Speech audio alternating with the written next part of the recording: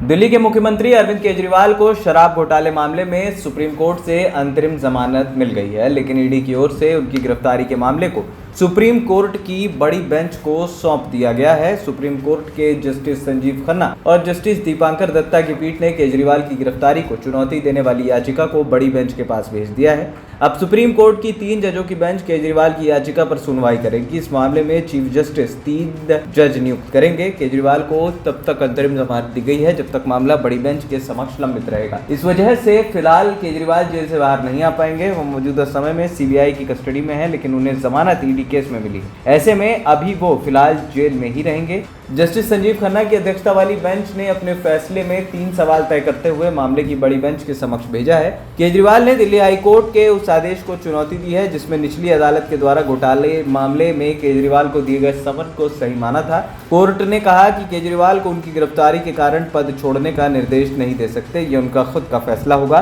साथ ही अदालत ने यह भी कहा कि सिर्फ पूछताछ के आधार पर गिरफ्तारी की अनुमति नहीं दी जा सकती। केजरीवाल को अंतरिम जमानत देते हुए कोर्ट ने कहा कि दिल्ली के मुख्यमंत्री 90 दिनों से अधिक समय तक जेल में रहे हैं।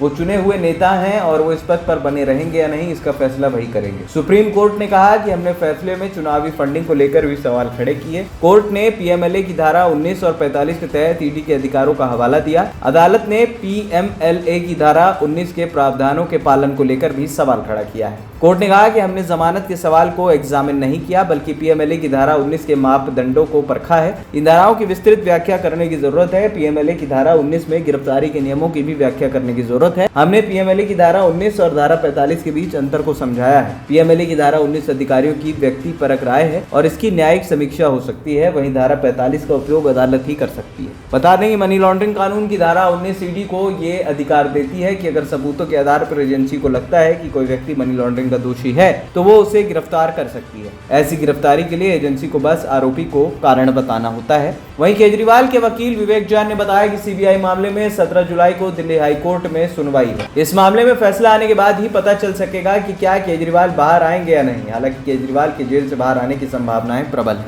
कोर्ट ने कई सवाल उठाए हैं। पहला ये कि गिरफ्तारी की जरूरत क्या थी। हम कोर्ट के समक्ष पहले ही बता चुके हैं कि ईडी को जुलाई अगस्त 2023 से इस मामले में सब कुछ पता था, तो फिर मार्च 2024 में केजरीवाल की गिरफ्तारी क्यों की गई। कोर्ट ने इस पर गौर किया। विवेक जैन ने कहा कि जहां तक ईडी के मामले की बात है तो इस मामले में कोर्ट ने केजरीवाल को जमानत दे दी है, जबकि सीबीआई के मामले में 17 जुलाई को हाईकोर्ट में सुनवाई होगी। हम हाईकोर्ट में भी चाहेंगे कि उन्हें तुरंत रिहा किया जाए। सुप्रीम कोर्ट से केजरीवाल को अंतरिम जमानत दिए जाने के बाद आम आदमी पार्टी ने सोशल मीडिया पोस्ट पर सत्यमेव जयते कहा। वहीं पार्टी के बड़े नेता संजय सिंह ने कहा कि झूठे केस लगातार सच को कब तक कैद में रखोगे, मोदी जी पूरा देश आपकी तानाशाही देख रहा है। ईडी कोर्ट हो या सुप्रीम कोर्ट, सब मानते हैं कि अरविंद केजरीवाल को ईडी ने झूठा फंसाया है। सुप्रीम कोर्ट का फैसला सत्य की जीत है, तानाशाही मुर्दाबाद। एएनपी टाइम्स की रिपोर्ट।